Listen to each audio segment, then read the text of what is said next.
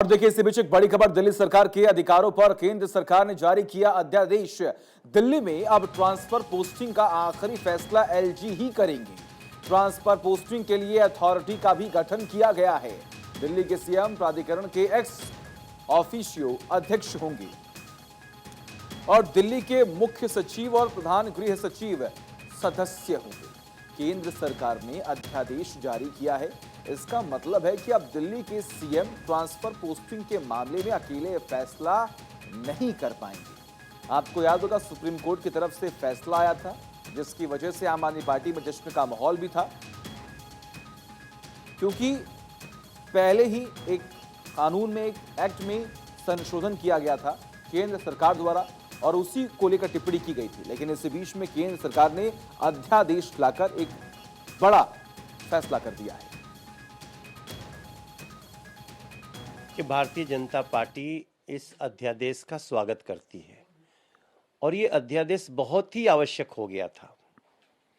जिस दिन माननीय सुप्रीम कोर्ट ने ये फैसला दिया, एक कंफ्यूजन ऐसा क्रिएट किया गया कि नेशनल कैपिटल टेरिटरी, जिसको यूनियन टेरिटरी कहा जाता है, केंद्र शासित प्रदेश, वहाँ पर सर्विसेज को लेकर के एक बड़ा कन्फ्यूज़न था और उसमें आज अध्यादेश ला करके, मतलब कानून बना करके, केंद्र सरकार ने उस कन्फ्यूज़न को दूर कर दिया।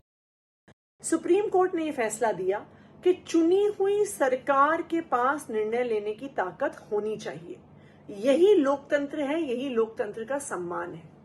लेकिन आज जो अध्यादेश केंद्र सरकार लेकर आई है, वो उस हार के डर से, अरविंद केजरीवाल जी की सरकार को पावर देने के डर से वो ये अध्यादेश लेकर आई है। उन्होंने कहा है कि अरविंद केजरीवाल को दिल्ली की जनता ने चुन के भेजा हो, अरविंद केजरीवाल को दिल्ली की जनता ने 90% से ज्यादा सीटें दी हों, लेकिन अरविंद केजरीवाल दिल्ली नहीं चलाएंगे, केंद्र सरकार दिल्ली चलाएगी।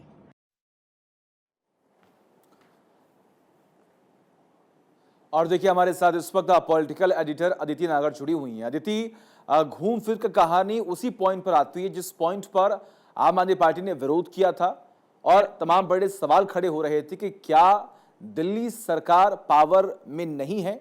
अगर पावर हमारे पास है तो आखिर केंद्र सरकार क्यों उसमें दखल अंदाजी कर रही है? लेकिन इस अध्यादेश के बाद शायद वही नाराजगी, वही विवाद एक बार फिर से बढ़ता हुआ दिखाई दे रहा है।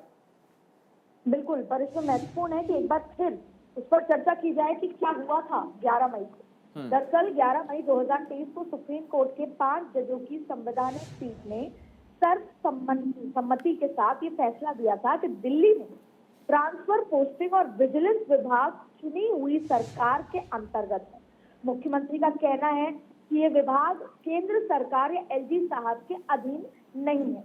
उसके बाद हुआ ये कि अरविंद केजरीवाल, दिल्ली सरकार का ये कहना था कि सुप्रीम कोर्ट के स्पष्ट आदेश के बावजूद भी दिल्ली सरकार द्वारा सर्विसेज सेक्रेटरी को बदलने के लिए 2 दिन पहले भेजी गई फाइल को एलजी लेकर बैठे हुए हैं और तब ये शक जताया गया था कि 2 दिन के अंदर ऑर्डिनेंस आ सकता है। अब आपको ये भी समझा देते हैं कि इसमें क्या कुछ इस तरह से हुआ जो अब क्या करा गया है। एक अथॉरिटी बनाई गई है, 3 लोगों की अथॉरिटी। ऑर्डिनेंस क्या कहता है?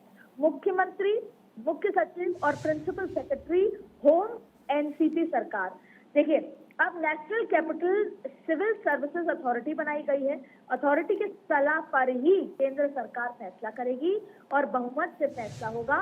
National capital civil service authority की जिम्मेदारी होगी सभी ग्रुप अधिकारियों और डेनिक्स के अधिकारियों के तबादले और नियुक्ति का फैसला लेने की। ऐसे में जो ये बात है, लगातार जाहिर तौर पे जो आम आदमी पार्टी के नेता मंत्री हैं वो कह रहे हैं कि ये सीधे सीधे सुप्रीम कोर्ट की अवमानना है और ऐसे में ऑर्डिनेंस ये कहता है कि ये तमाम लोग जो है ये गठित किए गए हैं कमेटी और उसके तहत ही ये पूरा फैसला लिया जाएगा ट्रांसफर पोस्टिंग का।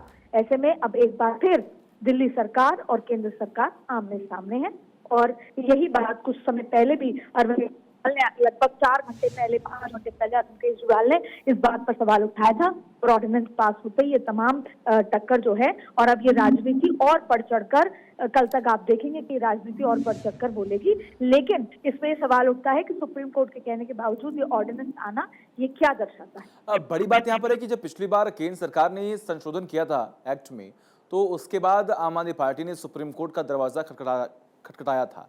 लेकिन क्या इस अध्यादेश के बाद अब आम आदमी पार्टी के पास विकल्प क्या बचता है?